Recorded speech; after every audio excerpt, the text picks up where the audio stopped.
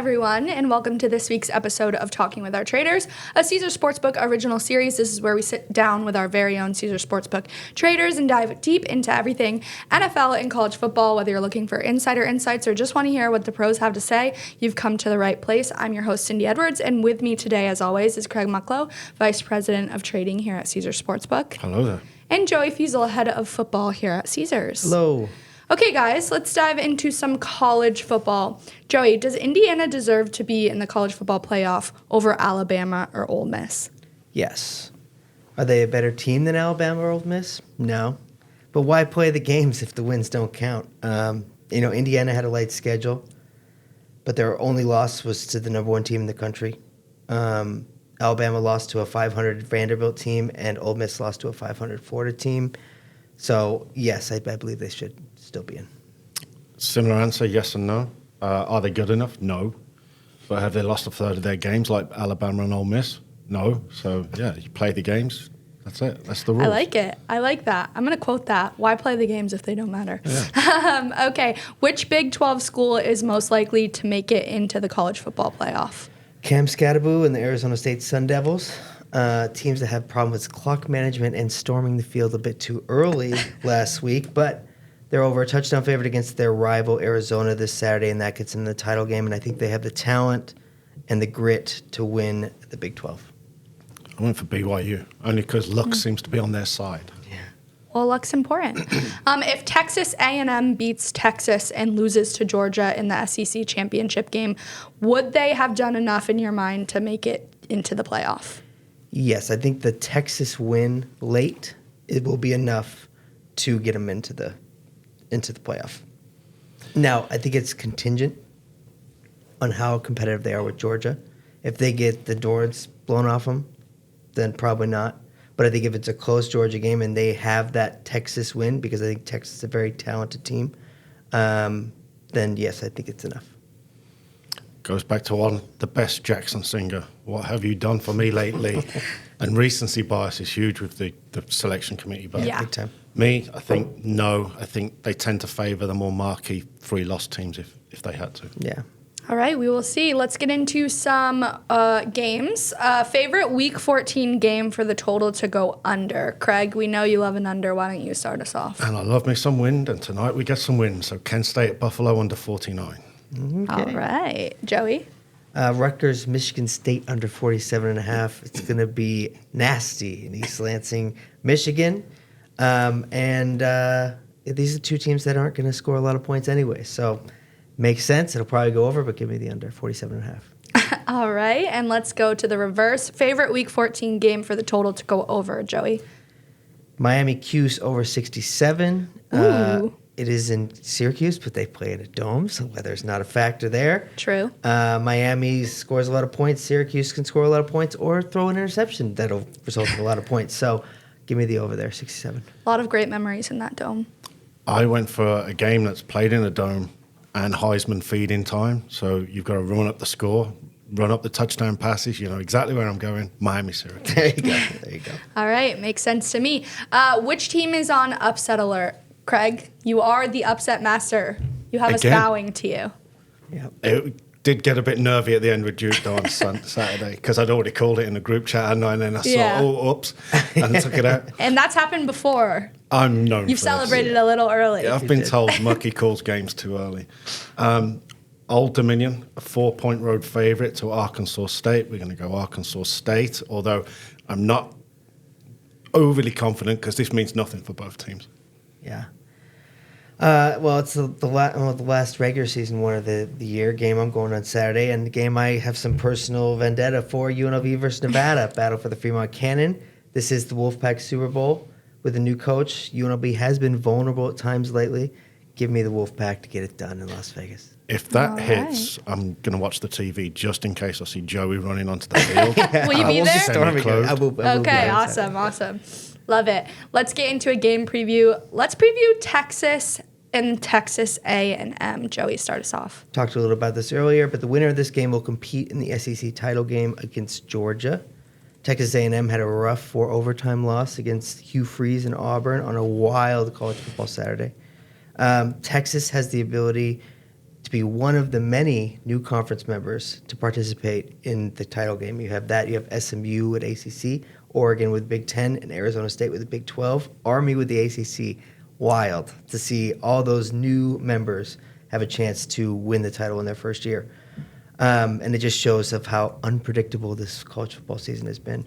I like Texas to get this done in this one. I think they're a true contender for the national championship. And I think Texas A&M with new coach first year is just not going to have enough to get it done, but going to be a problem down the line.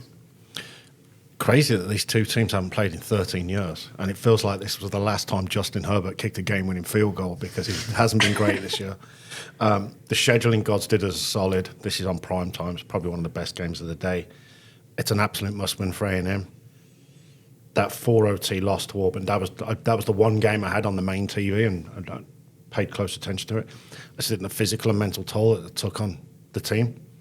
And the Longhorns are just a better team. I think Texas wins this, and then we don't have to have this conversation about A&M being in. Right. Not this year, maybe next year. Maybe next year. All right, let's get into some NFL.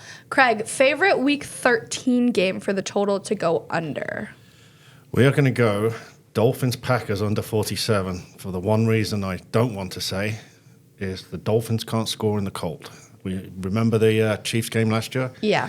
Finesse doesn't win cold weather games, and this is going to be really, really cold. They could have put this on at 9 in the morning rather than the late game. But, I can see that. I like it. Joey? I'm going to go Seahawks-Jets under 41.5. Under in the Jets spot is usually a good spot because you got some problem with Aaron Rodgers this week. Saying he's not going to play for the Jets next year. I don't think that offense is going to have a lot of production, but their defense is still good. We saw Geno make plenty of mistakes, which could go the opposite way. They could get a good field position, but going to be under 41.5. Yeah. Speaking of Aaron Rodgers wanting to play for another team, does that happen? Does another team want him? The Raiders. Is anybody like crazy enough to want him? Yeah, insane. But All that right. means Devontae Adams comes back to the Raiders. That would be What a reunion. absolutely insane. All right, favorite Week 13 game for the total to go over. Joey, start us off. I didn't go with the big totals this week. I went with just something that was different on my numbers. Commanders-Titans over 44.5. I had that on my list, but I'm going to go Tampa Bay, Carolina. That was the biggest difference on my numbers. I saw enough from Carolina the last few weeks. They competed really hard. Tampa have got to score. They're fighting for that division. So that would be the one for me. I like it. Okay, guys, pick an NFL upset in Week 13. I went with the Titans to beat the Commanders. I think this is a Commanders team that is regressing. And I think you see there's an old adage about Kingsbury in the second half of the year. And I think, I don't think they're going to keep up the same magic they did have. So just looking at probably a number that's inflated, I think it's this. I'll give you the Titans. You think it's possible the Commanders miss the playoffs? No. It's unlikely, but there's not a lot of teams in the AFC or NFC that are going to fight against stopping the Commanders from getting there. So It might not be regression. It might be people have got game film now. Yeah. I'm going the Panthers. Ooh. I like it. 6-point dog, plus 210 on the money line, at home to Tampa Bay. Certainly punched above their weight the last few weeks. The Bucs bandwagon's rolling. What was Baker doing? Like giving it last to a third. Oh my God, string. it You're was giving it to so a third funny. string I don't quarterback. care. But you didn't It's give it to Patrick Mahomes when he won the coin toss. It's so funny because DeVito is a funny guy. If he's going to be, oh my God, I loved that. Yeah. I thought that was hilarious. It just seems like a lot of points for me at home in a divisional matchup. Yeah. No, that's fair. Okay, guys, let's get into building your 3-leg anytime touchdown scorer parlays. Craig, you're going to build one. Joey, you're going to build one. We're going to see if one cashes and if anyone at home wants to trail you. So, Craig, start us off. Okay. We're going to go Jaden Daniels because I think desperation's kicking in now. He's going to have to start motoring. Josh Allen because the cold weather, prime time, and chasing his MVP status. And another primetime game, Bo Nix.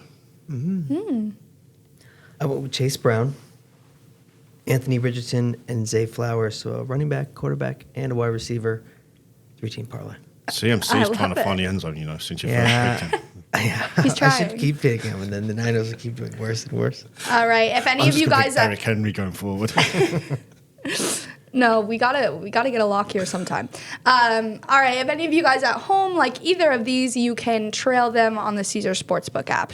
All right, guys, are you ready for an overreaction or not? Always. Let's switch it up. We've got Thanksgiving coming up.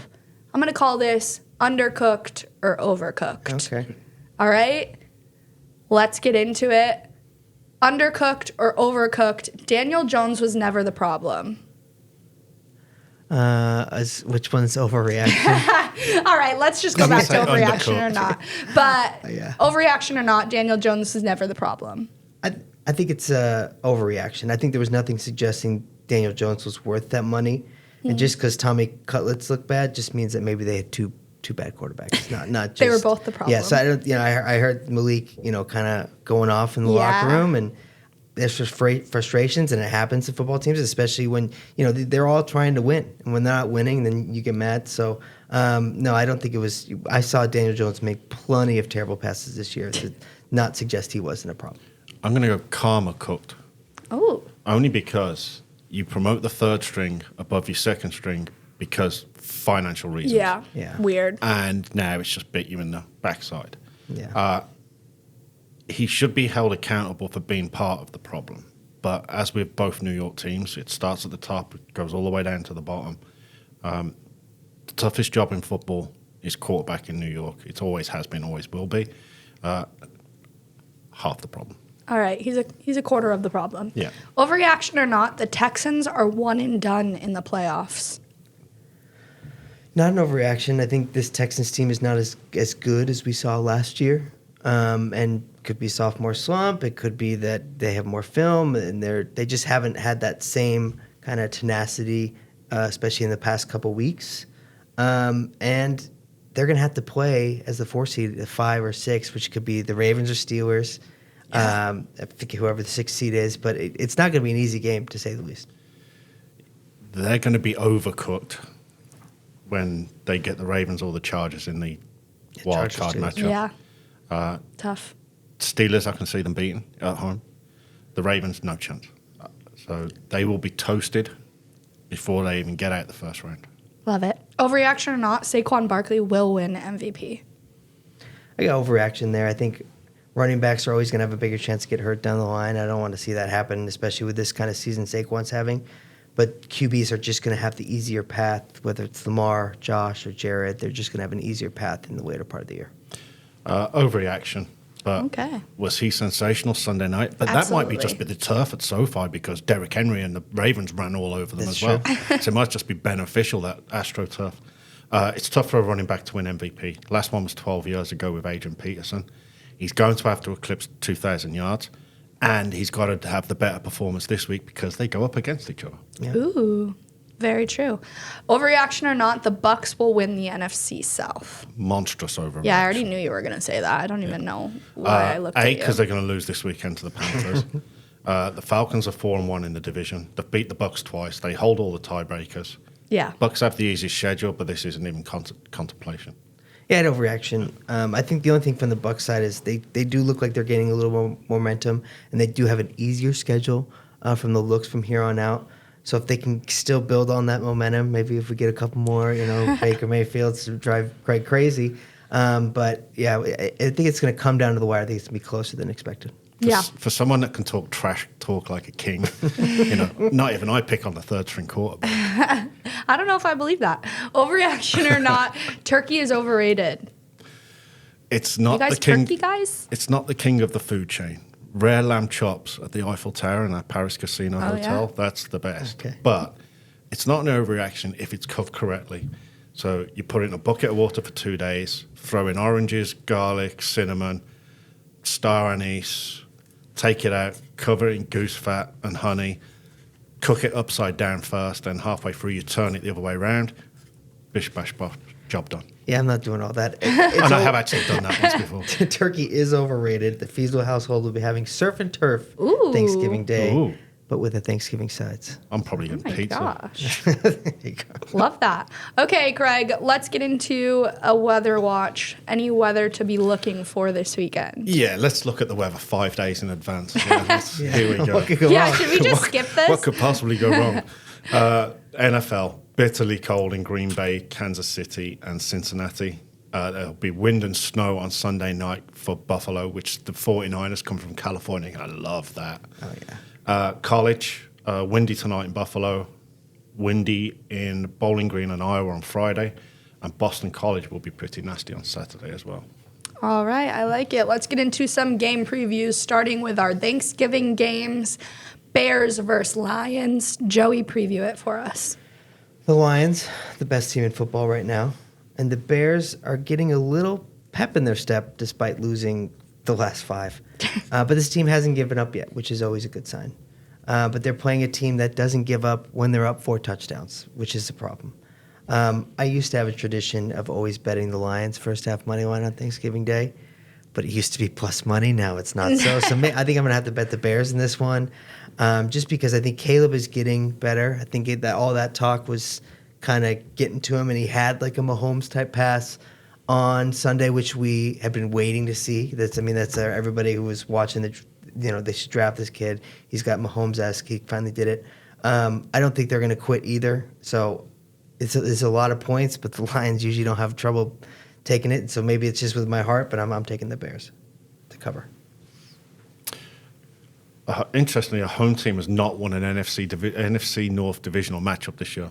The road teams are 5-0. Wow. So you're going to have to be exceptionally brave to take the Bears straight up, but you'll be getting rewarded. I can't see this as the upset of the week. I fear, because we're going to start off Thanksgiving morning with a blowout. My numbers already suggest this is a bigger spread than what's out there. I can't see this one being close, and then we'll be looking at liabilities the rest of the day thereafter. Fun. Next up, not the game of the week. Giants versus Cowboys in that middle slot on Thanksgiving Day. Craig, break it down. Giants have lost the last 10 of 11 in Dallas. The last one came in 2016. Yikes. When I had hair. I'm aligned with the spread and the total. We initially put it up at 42.5 last week when we went up, and the 3 of us all agreed when we put it up. And it just shows the difference with Tommy Cutlets, that's now 38.5, so the number dropped by 4, probably because of the quarterback's performance. The Cowboys were fortunate to win last week, although I saw enough from the Cowboys the last couple of weeks that I thought they could score points. It was my over of the week. It got blind luck, got there.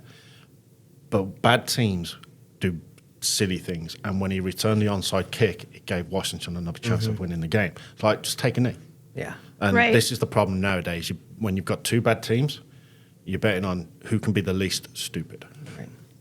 Yeah, I think the Giants are in full quit mode, and due to be the worst team in the NFL, going to get that number 1 draft pick. Cowboys are not far behind talent-wise, just how the season has gone for them. But they're able to battle in their previous game, and they made mistakes, but they showed at least sparks of life, and maybe they're just playing on free money. This would be a good time to eat on Thursday if that's That's a good point. Last up, our last Thanksgiving game, we have the Dolphins. Packers, going to be a cold game, Craig, like you mentioned. Break it down. Only one of the 7 meetings in Green Bay have gone over the total. Now you got weather as well. For all the Dolphins fans, there's somebody in the office that took a 200-1 ticket on the Dolphins to win the Super Bowl the week before Tua came back, with the hope that they were going to beat Indianapolis and maybe have a good run with the easy schedule.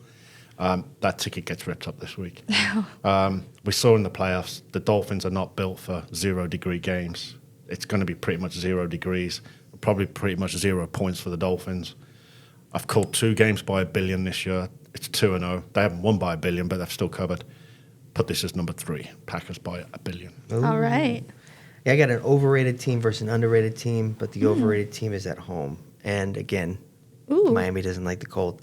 So I truly think the Packers are overrated week in and week out. They're treated as like a top 5 team. They're not. And Miami, like Craig correctly predicted, They were starting to build up, gain momentum, but now the cold comes. I want to take the Dolphins in this spot, but that's that weather that stops me. If it was on a regular field, then it'd be fine. But it's gonna be freezing. If Mostert, A-Chain, and Wright have big games, they're just gonna have to keep pounding the ball. Right. Yeah. You can't be all the finesse they did with New England, but then they're just showing off because the game was over after the first quarter. If you think Miami can pull this off, there's still 100 to 1, 75 to 1 out there with us. But it's not the worst ticket to have. No. Very Because true. the schedule's really easy rest of the way. They've got 49ers at home. They've got the Texans, who are not that great, and it'll be in the dome, so it'll be a fast track. All right, next up we have our Black Friday game, the Las Vegas Raiders versus the Kansas City Chiefs in Kansas City. Last time these two played was Christmas last year. The Raiders got it done. It was ugly, like really ugly. What should we expect from this one, Joey? Chiefs have had a couple tough games, the Bills, and almost losing to the Panthers, even though I knew that was not going to happen. But the football gods come back and award Patrick Mahomes yet again with a Raiders matchup. And likely Desmond Ridder playing quarterback. Right. I don't think the Raiders have quit internally, so I expect them to play hard in this game, but I'm not expecting them to win. I think the Chiefs, all these big spreads, are 0-4 covering them, but this might be the exception. I'm hoping this is going to be close, just for personal-wise. And, we all want to see a close game, especially on a standalone Black Friday game. Right. Extraordinary. We don't get Friday games often. We want it to be close and not a blowout. So I'm liking the Raiders here to stay within the number. Chiefs have won 9 of the last 11. Yes. AFC West divisional matchups are all chalk, 7-0 to the favourites straight up this year. Chiefs are 4-6-1 against the spread, 0-4 in the big spreads. I think the Raiders have given up. Judging by that last drive on Sunday against Denver, when you should have put the field goal on the board and then tried to get the onside kick and score, you're down 10. You made no attempt to win the game. There'll be a new coach in Vegas next year. Probably. All right. Next up, we have Steelers-Bengals. Bengals off of a much-needed bye. Do you think that they can get this done, Craig? History says no, because the Steelers have won 20 of the last 24 games in Cincinnati. I had to double-check last night. I'm like, what? The Steelers aren't all that. They've had the 28th easiest schedule this year so far. They get another divisional matchup, so they've gone back-to-back because they get the Ravens the week after, I think. Yeah. This is the one division where there is parity because the favourites are only 3-3 straight up in these matchups. Absolute must win for the Bengals. Otherwise, they can start planning how can we win a game in week 1 or week 2 for next season. The schedule flatters the Steelers. In reality, they're a 6-5 team. They should have lost 2 of their games. They were fortunate against Washington, and Baltimore missed field goals and loads of opportunities, and Baltimore just didn't play well. They got them on a bad day. No surprise the Bengals are favourite here. I make it pick. Bengals 2.5, if I remember correctly. Yep. But that recent record in Cincinnati is tough to ignore. But the Bengals are not what their record says. They're a very good team. Yeah, Very true. They're the best team with a bad record right now, and it's very clear. And it's sad to see because it's Joe Burrow's playing one of his best football. Yeah. They just don't have the wins on the board, and that's unfortunate. But that's the way it is. Bengals coming off the bye, Steelers coming off the mini bye. Again, a division game that means a lot for the Steelers, especially because Steelers are probably leaning towards the playoffs. Bengals probably not. This is a part of the season where we're going to see teams quit and some that don't. And I don't think the Bengals are one of them. Bengals playing for clout and beat the Steelers here, just with all the talent they have around. I like it. All right, last but not least in our game previews, we have the Eagles versus the Ravens. Ravens coming off a win last night. What should we expect in this one, Craig? Battle of the 2 best running backs in the league. So probably Very true. neither will get over 100 yards because everybody will be betting the over. The Ravens are absolutely battle-tested. They have had such a tough schedule. This will be the 4th divisional leader they get to play. After losing to the Chiefs, they gifted the Steelers a win, and they absolutely blew the Bills out, who are probably top 3 in the league right now, the Bills. The Eagles have only played one division leader, and that was a loss to the Falcons in week 2. although the Eagles have won 7 straight, look who they've beat. They beat the Browns, the Giants, the Bengals, the Jags, the Cowboys, the Commanders, the Rams, and only Washington had a winning record. However, the NFC as a road dog to the AFC this year is a cover machine, 11-6-1 against the spread. So I like the Ravens a lot here. But this could be a Super Bowl matchup. I mean, Philly are playing well. Yeah. Very true. Philly is playing well, and it's like they've only lost 2 games up to this point, and that first part of the season, it did not look like they were only a 2-loss team. It looked worse. So maybe they're flipping the script. Remember last year they started out real hot, awful. Fizzled out. Maybe they started out kind of slow. They're going to finish strong. Again, Ravens handled little brother with the Chargers on Monday. Still one of the best offenses in the league. Like Craig said, this definitely could be a Super Bowl preview. Line set at 2.5 with the Ravens getting just a slight edge because that home field's probably 1.5, 2. A pretty evenly matched game. This is going to be a very good game. I do think the Ravens probably get it done just because I think it's going to, talent-wise on the field, they're pretty evenly matched. Both don't have a great defense. Both have a phenomenal offense. What's the difference? The coaching. Sirianni's a hothead. Harbaugh, not so much. So I'm going to give him the edge there. I think the Ravens get it done. I like it. All right, guys, let's get into our game picks of the week. Craig, start us off. Can't do my punchline yet, but I'm waiting. We all went super mid again, 1-1. Joey 15, Cindy 13. I'm at 9. For one moment, Joey thought he went 0-2 last week, and I polite enough to correct him. I'm going Kent State and Buffalo tonight, first half under 26. And I'm going to go Dolphins Packers first half under 23.5, and then watch my season end.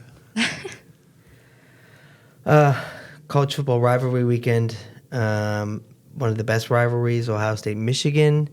It's 21 points. I have to take the plus 21. Gotta take it. I can't just. Yeah. I mean, Ohio State's already preparing for Big Ten title game and playoffs, so it is the rivalry game that they want to beat, but not by that many points. And then NFL-wise, I'm going to go just based on my numbers, and the number that just doesn't make sense to me, and that's the Saints getting 3 at home against my beloved Rams. All right, I like it. I am going to go Notre Dame at -7.5. I want to go so many ways for NFL, but I'm going to go Raiders Chiefs under 42.5. Okay. Interesting. I know. You'll be at the game, won't you? I will be at the game. Last game I was at, again, a stinker. So I'm hoping history repeats itself. I like those games. Yeah. You're the only one. Guys, anything to say before we end this week's episode? I hope everyone has a happy Thanksgiving. Yeah, enjoy the time with the family. Yeah, and look, since Enjoy it's football. Thanksgiving, I want to give my thanks to Joey, to you, and to Salad behind the camera for everything you do, not just on this, but everything else. Likewise. Wow. Thank you, Craig. Ditto. All right, guys. Have a great weekend. Football, food, family. Okay, 2 of the 3. Bye.